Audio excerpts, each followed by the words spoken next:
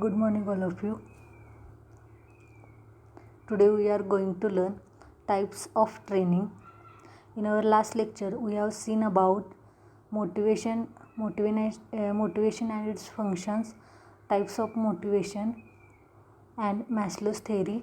In this lecture, we will see types of training and other part of this unit.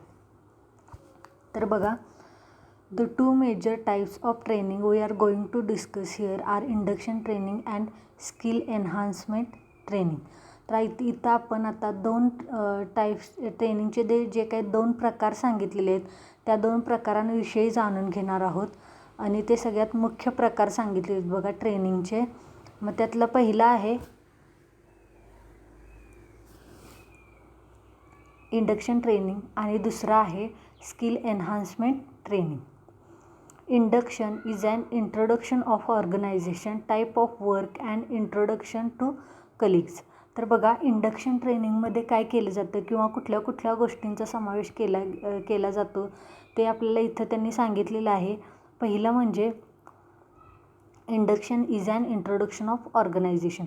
Induction म्हणजे काय, तर introduction of organisation म्हणजे तुमची ऑर्गनायझेशनची करून दिलेली ओळख. ओके.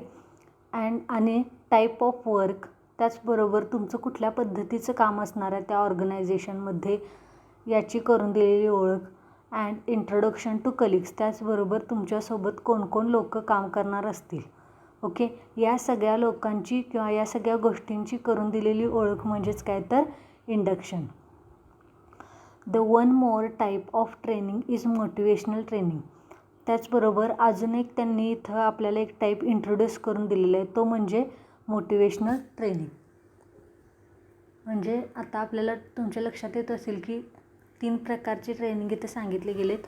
पहिला आहे इंडक्शन ट्रेनिंग, सेकंड आहे skill enhancement training and the third one is motivational training.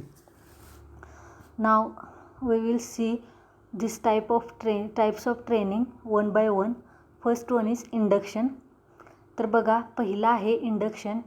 Induction training plays a very important role because it helps new employees to become productive and quick in their new job or work.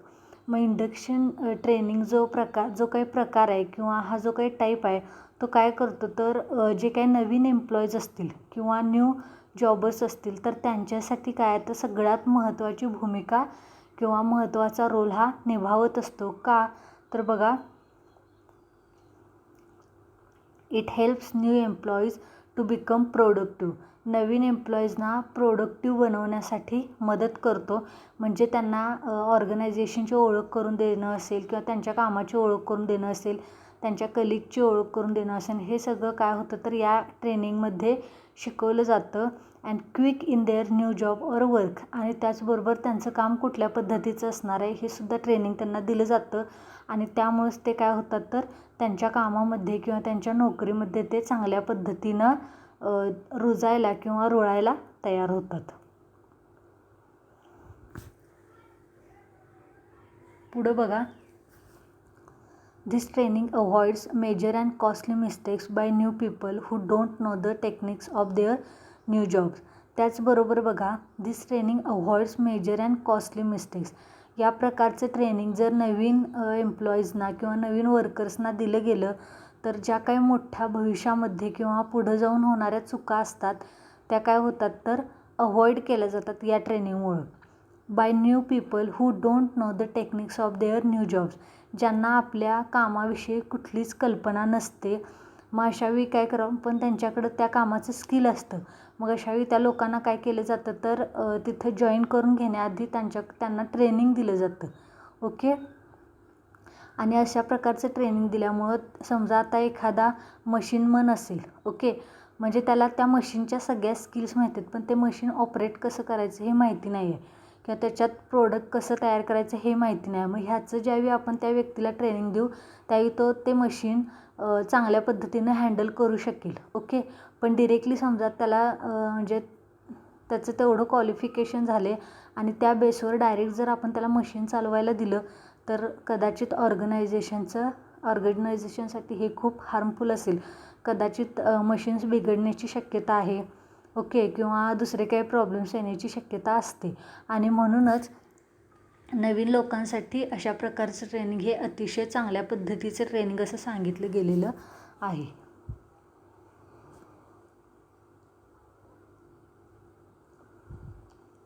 पुढं बघा, the duration of induction training will be different from different jobs. The factor which decides the induction time and contents are. तर त्याचबरोबर बघा, हे जे induction training असतं त्याचं जे काही ड्युरेशन असेल, म्हणजे त्याचा जो काही कालावधी असेल त्या ट्रेनिंगचा, हा त्या जॉब, म्हणजे वेगवेगळे प्रकारचे जॉब असतात, त्यामुळे वेगवेगळ्या प्रकारच्या जॉबच्या कामाच्या स्वरूपावरून इंडक्शन ट्रेनिंग हे ठरत असतं. The factor which decides the induction time and contents R.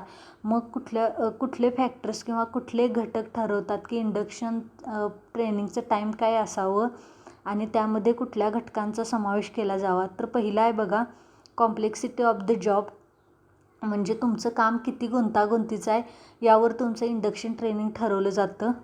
Second, size of the business, तुमचा बिझनेस किती छोटा किंवा किती मोठा आहे यावर तुमचं इंडक्शन ट्रेनिंग ठरवलं जातं. And the third one is level or position of the job within the business. त्याचबरोबर तुमची लेवल किंवा तुमचं पोझिशन जॉबमध्ये नेमकं काय आहे त्या बिझनेसच्या संदर्भात, यावरून तुमचं इंडक्शन ट्रेनिंग हे ठरवलं जातं. ओके, म्हणजे या तीन घटकांचा विचार करून मग तुमच्या इंडक्शन ट्रेनिंगचा कालावधी किती असावा याचा विचार यामध्ये केला जातो. मग आता फिगर 3.2.8 तुम्ही बघू शकताय की एक व्यक्ती आहे, कदाचित ती ट्रेनर असेल आणि ती एम्प्लॉईजना वेगवेगळ्या पद्धतीच्या गोष्टी किंवा वेगवेगळ्या जे काय त्यांच्या ड्युटीज असतील ते एक्सप्लेन करते बघा. ओके, तर अशा पद्धतीनं बघा, यातला पहिला पॉईंट आहे induction training includes following areas. मग इंडक्शन ट्रेनिंग हे बऱ्यापैकी कुठल्या कुठल्या गोष्टींमध्ये कंपनीतल्या चालतं किंवा कुठल्या क्षेत्रांमध्ये चालतं ते बघूयात. तर पहिला पॉईंट आहे introduction to the products of the company. एखाद्या कंपनीच्या प्रोडक्टचं इंट्रोडक्शन करायचं असेल तर तिथं अशा पद्धतीचे प्रोग्राम्स किंवा अशा पद्धतीचे ट्रेनिंग घेतलं जातं. सेकंड आहे बघा, understanding and learning about the duties of the job.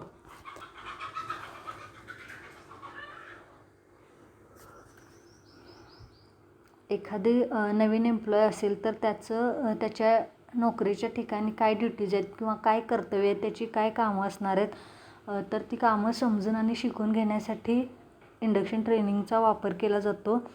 Third one आहे बघा, इंट्रोडक्शन टू न्यू कलिग्स. आता एखादा नवीन एम्प्लॉय असेल तर त्याचे नवीन कलिग्स कोण असणार आहेत, त्याला कोणत्या लोकांसोबत काम करायचं आहे याचं इंट्रोडक्शन करून देत असताना त्या ठिकाणी इंडक्शन ट्रेनिंगचा वापर केला जातो. Then seeing the layout of the premises of organisation. त्याचबरोबर ऑर्गनायझेशनचा जो काही प्रिमायसेस असेल, म्हणजे जो काही परिसर असेल किंवा जो काही लेआउट असेल तर तो बघण्यासाठी, म्हणजे तिथं ते इंट्रोड्यूस करून दिलं जातं किंवा डिस्क्राईब केलं जातं की कशा पद्धतीनं ऑर्गनायझेशन उभारली गेले, इथे इंडक्शन ट्रेनिंगचा वापर केला जातो. Then understand the values and aims of the business. नेमकं आपला बिझनेस हा कशावरती आधारित आहे किंवा आपला बिझनेस हा आपण नेमका कशासाठी उभारलेला आहे, त्याचं ध्येय काय आहे किंवा त्याची तत्त्व काय आहेत, तर ही सगळ्या गोष्टी सांगण्यासाठी इंडक्शन ट्रेनिंगचा वापर केला जातो. Then next one, learning about the internal workings of organisation. त्याचबरोबर ऑर्गनायझेशनमध्ये असणाऱ्या अंतर्गत गोष्टी शिकून घेण्याविषयी सुद्धा इंडक्शन ट्रेनिंगचा वापर हा केला जातो.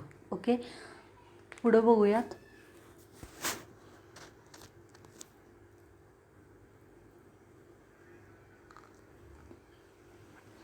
त्याचबरोबर पुढचा पॉईंट बघा, understand policies of the business. मग या बिझनेसच्या ज्या काही पॉलिसीज असतात त्या समजून घेण्यासाठी सुद्धा इंडक्शन ट्रेनिंगचा वापर केला जातो.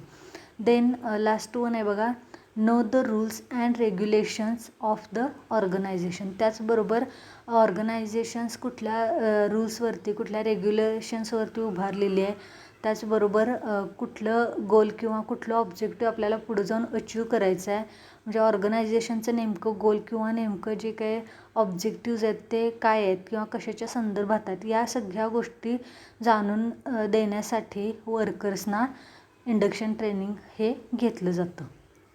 ओके, पुढं बघा ॲडव्हान्टेजेस ऑफ इंडक्शन.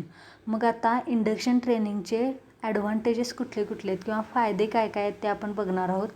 तर पहिला आहे बघा, new employee feels comfortable in organisation.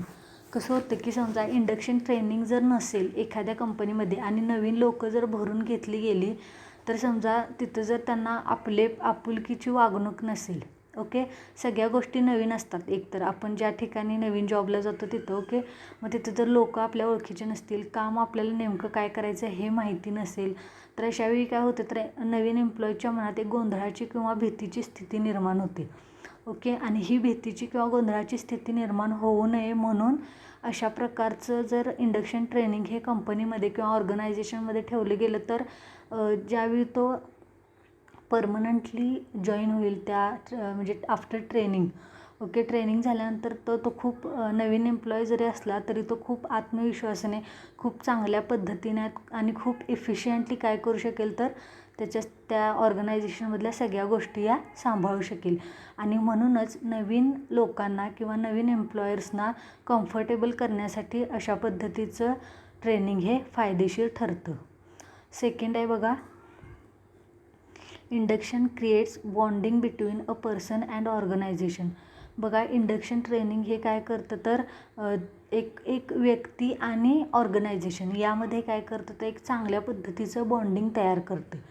म्हणजे चांगल्या पद्धतीचं रिलेशन म्हणू शकताय किंवा चांगल्या पद्धतीचं नातं तयार करतं. समजा आपण एखाद्या ठिकाणी एखाद्या नवीन ठिकाणी गेलो आणि तिथं जर आपल्या काही ओळखीचं नसेल तर आपण थोडं घाबरतो, थोडं लाजल्यासारखं होतं आपल्याला, ओके, किंवा आपल्या जर काही क्रिएटिव्ह गोष्टी असतील, आपल्याकडं नवीन आयडियाज असतील, तर आपण पटकन तिथं बोलत नाही, कारण की आपण त्या वातावरणात मिसळलेलं नसतो. ओके, म्हणजे आपण ज्यावेळी अशा पद्धतीचं ट्रेनिंग होईल त्यावेळी आपल्याला तिथल्या सगळ्या गोष्टी माहिती असतात, तिथले रूल्स माहिती असतात, आपण कधी आपले विचार मांडू शकतो, कधी आपण शांत राहायचं हे आपल्याला माहिती झालेलं असतं.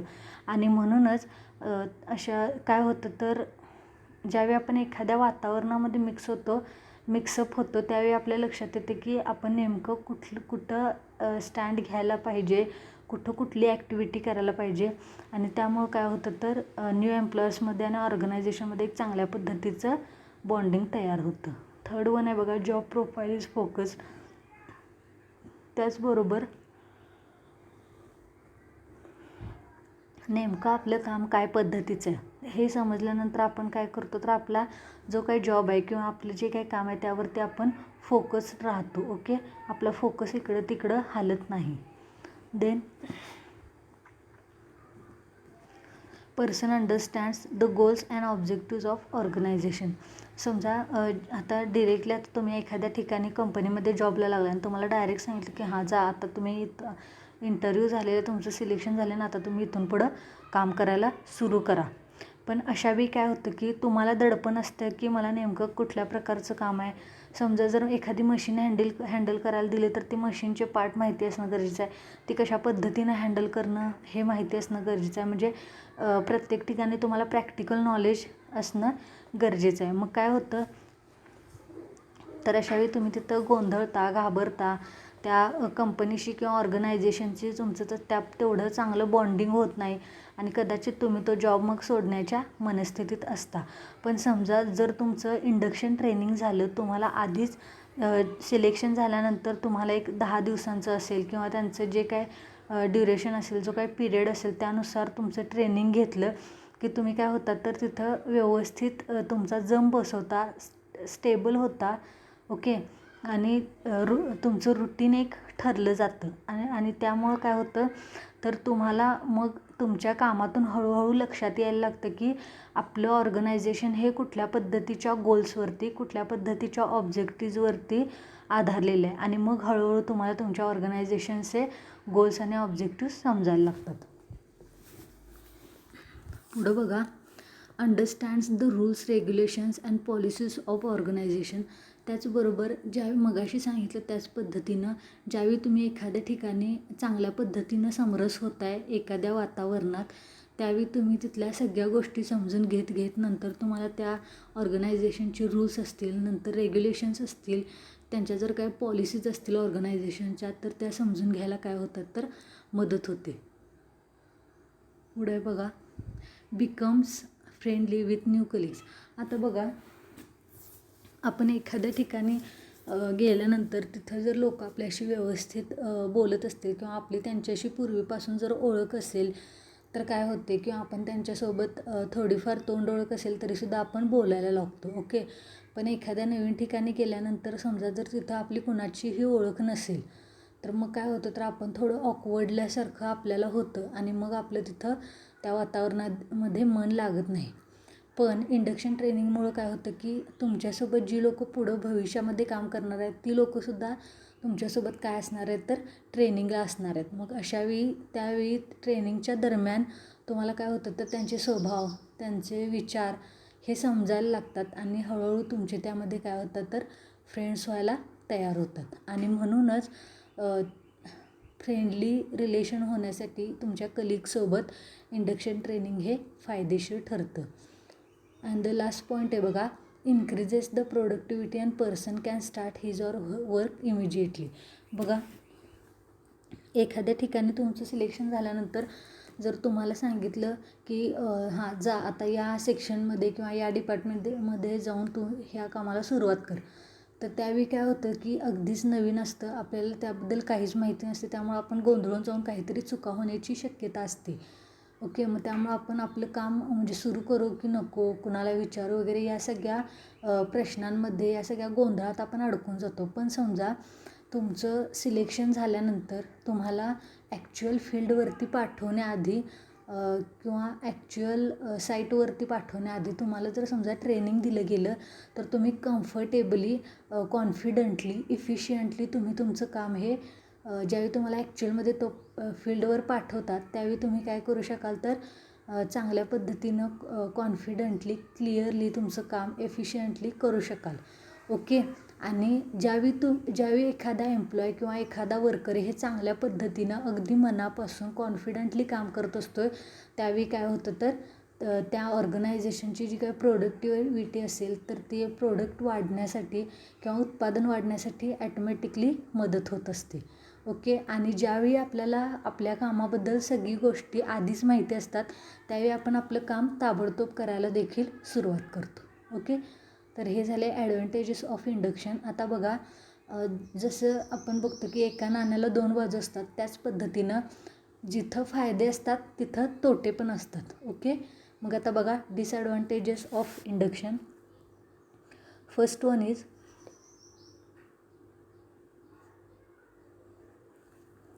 New employee may be confuse on first day because of long induction programs.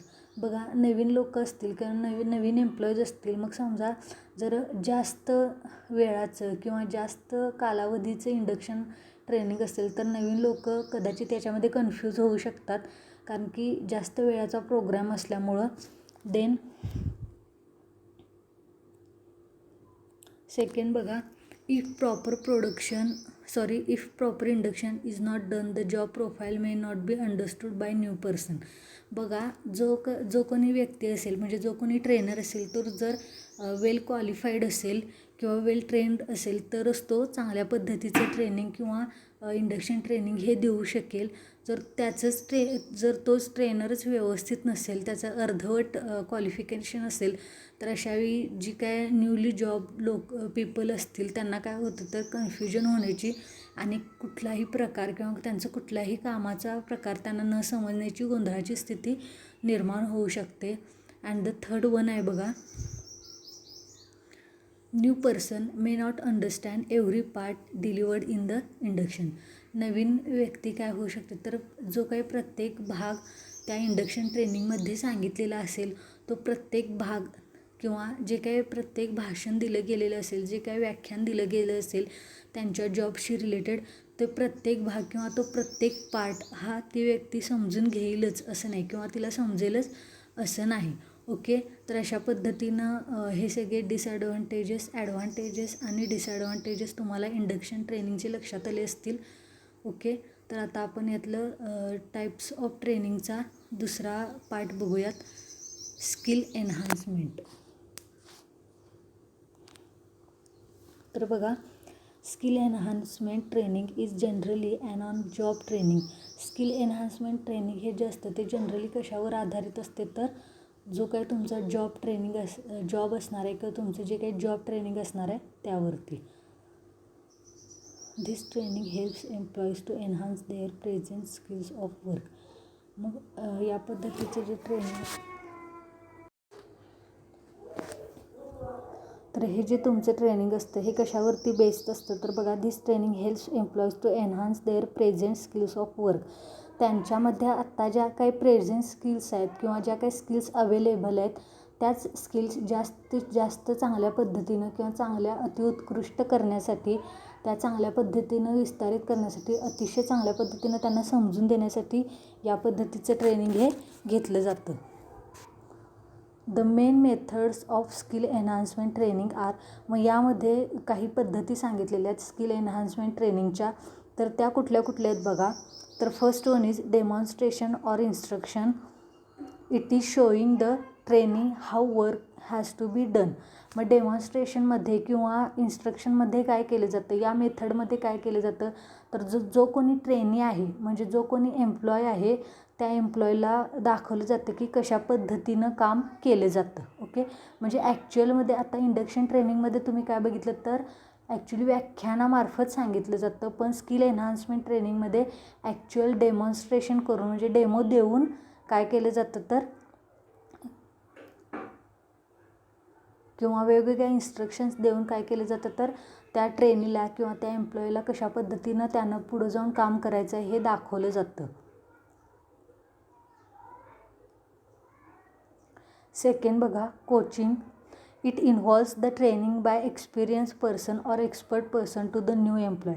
मग आता कोचिंग ही जी मेथड आहे तर या मेथडमध्ये काय केलं जातं तर या ट्रेनिंगमध्ये जी कोणी एक्सपिरियन्स्ड व्यक्ती असेल किंवा एक्सपर्ट पर्सन असेल त्या स्किलमधली, तर त्या व्यक्तीकडून नवीन व्यक्तींना काय केलं जातं किंवा नवीन एम्प्लॉईजना काय केलं जातं तर ट्रेनिंग दिलं जातं आणि यालाच कोचिंग असं म्हटलेलं आहे.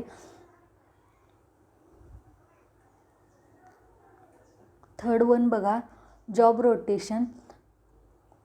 थर्ड मेथड आहे the different jobs are assigned to employee to check the performance. बघा, वेगवेगळ्या पद्धतीचे जॉब्स काय केले जातात तर एम्प्लॉईजना दिले जातात जॉब रोटेशनमध्ये. आणि काय केलं जातं तर ज्या पद्धतीचं जॉब त्यांना दिला जातो आणि ते जॉब असाइन केले जातात आणि त्यांचा प्रत्येक जॉबमधला काय असेल तर परफॉर्मन्स जो काय असणार आहे तो चेक केला जातो. Okay. And the last one आहे बघा, प्रोजेक्ट्स. तर प्रोजेक्ट्स ट्रेनिंग या मेथडमध्ये काय केलं जातं तर new employees may join a project team which gives exposure to the person to know the other sides of business. यामध्ये काय केलं जातं तर एक प्रोजेक्ट टीम असते, त्या प्रोजेक्ट टीममध्ये नवीन एम्प्लॉईला जॉईन केलं जातं जेणेकरून त्याला त्या प्रोजेक्टची अदर साईड असेल किंवा त्यांच्या ऑर्गनायझेशनची अदर साईड असेल किंवा त्यांच्या बिझनेसची जी काही अदर साईड असेल ती त्या व्यक्तीला म्हणजे नवीन एम्प्लॉईला माहिती करून देण्यासाठी अशा पद्धतीचे ट्रेनिंग किंवा अशा पद्धतीची मेथड ही वापरली जाते. ओके. आता बघा, advantages of skill enhancement training. मग स्किल एन्हान्समेंट ट्रेनिंगचे काय फायदे आहेत ते आता आपण बघणार आहोत. तर फर्स्ट वन आहे employee exactly understand what the job is and how it has to be perform to increase the productivity. बघा, स्किल एन्हान्समेंट ट्रेनिंगचा पहिला फायदा काय असेल तर तो असतो बघा, एम्प्लॉईला व्यवस्थितरित्या किंवा अगदी तंतोतंत समजतं की त्याला कुठल्या प्रकारचं काम करायचं आहे आणि ते कशा पद्धतीनं परफॉर्म करायचं आहे, जेणेकरून ऑर्गनायझेशनची प्रोडक्टिव्हिटी वाढेल. Okay.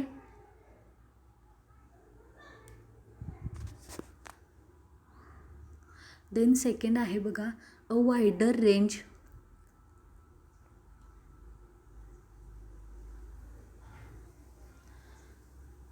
A wider range of skills can be or acquired by the employee. बघा अशा पद्धतीच्या ट्रेनिंगमध्ये एम्प्लॉयकडून ज्या काही कडून जेवढ्या काही स्किल्स शिकवल्या जातात तर तेवढ्या वेगवेगळ्या प्रकारच्या स्किल्स शिकण्याची काय असते तर शक्यता असते किंवा ॲक्वायर करतो, तो समजून घेतो एम्प्लॉई. ओके, त्यामुळं हा एक फायदा काय झालेला आहे तर इथं आपल्याला त्यांनी सांगितलेलं आहे. थर्ड वन बघा, employees gets an opportunity to learn from expert. त्याचबरोबर वेगवेगळ्या एक्सपर्टकडून किंवा वेगवेगळ्या विषय तज्ज्ञांकडून नवीन एम्प्लॉयला शिकण्याची किंवा काही जाणून घेण्याची संधी मिळत असते. अँड द लास्ट वन आहे बघा, the confidence level of employee increases. आणि बघा अशा पद्धतीचं स्किल एन्हान्समेंट ट्रेनिंग दिलं गेल्यामुळं त्या व्यक्तीमध्ये वेगवेगळ्या स्किल्स तो ॲक्वायर करून घेतो आणि त्याचबरोबर त्याची कॉन्फिडन्स लेवलसुद्धा वाढलेली आपल्याला दिसून येते. आता disadvantages of skill enhancement training बघा, तर पहिलं आहे this training could be expensive. अशा पद्धतीचं ट्रेनिंग हे कदाचित थोडं महाग असू शकतं. सेकंड आहे बघा, working time may be lost because of training.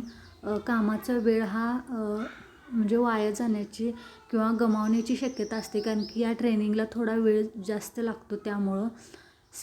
Third one आहे, if training is not proper employee may not be benefited bye that. समजा जर ट्रेनिंग हे योग्य पद्धतीनं दिलं गेलं नाही किंवा ट्रेनरला जर त्या ट्रेनिंगबद्दल व्यवस्थित माहिती नसेल तर त्यानं घातलेला पैसा, त्यानं घातलेला वेळ हा कदाचित वाया जाण्याची शक्यता असते. ओके, पुढं बघा next point, there may be a need of more training. त्याचबरोबर कधी कधी काय होतं की जर ट्रेनरलाच याबद्दल विशेष माहिती नसेल तर कदाचित जास्त माहिती जाणून घेण्याची किंवा जास्त ट्रेनिंग घेण्याची गरज असते. पुढं आहे बघा, employees may take training and leave the present job. त्याचबरोबर एम्प्लॉईज काय करू शकतात तर अशा पद्धतीचे ट्रेनिंग घेऊ शकतात पण त्यांना जो काही सध्याचा जॉब आहे तो सोडावा लागतो कारण तिथं त्यांना भरपूर वेळ द्यावा लागतो. त्याचबरोबर तिथं त्यांना भरपूर पैसासुद्धा द्यावा लागतो आणि त्यामुळं हा एक डिसॲडव्हान्टेज स्किल ऑफ एन्हान्समेंट ट्रेनिंगचा आपल्याला इथं सांगितलेला दिसून येतं. तर अशा पद्धतीने बघा, demonstration, coaching, job rotation, projects हे या सगळ्या मेथड्स आहेत स्किल एन्हान्समेंट ट्रेनिंगच्या. त्याचबरोबर पण ॲडव्हान्टेजेस बघितले, डिसॲडव्हान्टेजेस बघितले. आता बघूया third point, motivational training. Okay, म्हणजे पहिला आपण ट्रेनिंग बघितलं इंडक्शन ट्रेनिंग, सेकंड टाईप बघितला skill enhancement training and the last one is motivational training. The objective of motivational trainings are. मग हे मोटिवेशनल ट्रेनिंग कशाच्या संदर्भात किंवा काय हेतू ठेवून, काय उद्दिष्ट ठेवून सांगितलं जातं बघा.